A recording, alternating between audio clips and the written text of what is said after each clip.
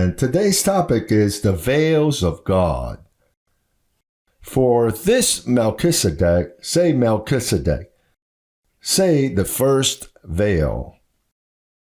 This Melchizedek, king of Salem, priest of the Most High God. What role did the veil play? Priest of the Most High God. That is the function of the first veil. Who met Abraham returning from the slaughter of the kings and blessed him, to whom also Abraham gave a 10th part of all, first being translated King of Righteousness, and then also King of Salem, meaning King of Peace. Without father, without mother. And how can he appear? If he has no father or mother, where does he come from? Without genealogy, that having neither beginning of days nor end of life, but having been made like the Son of God.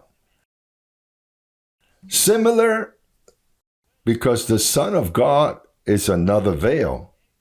He had the function of a priest of the Most High God, but he was similar to the veil, the Son of God, because they are all children of God. The veils that we're going to talk about, they are all children of God.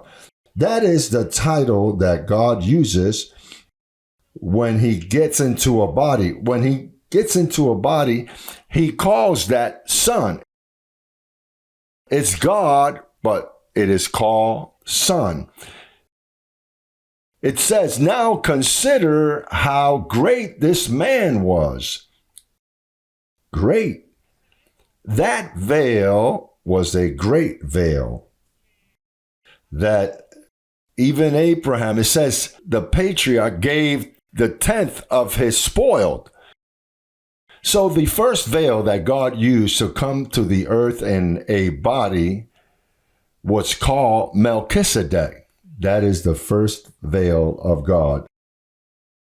There are another 2 veils that I was not informed about. I suspect who they are, but I cannot talk about those 2. I'm going to talk about 4 veils, because that is what I've received thus far. So the second veil we're going to talk about was called Moses.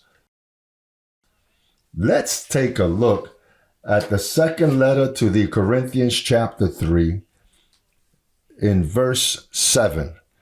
But if the ministry of death, what was the function of that veil?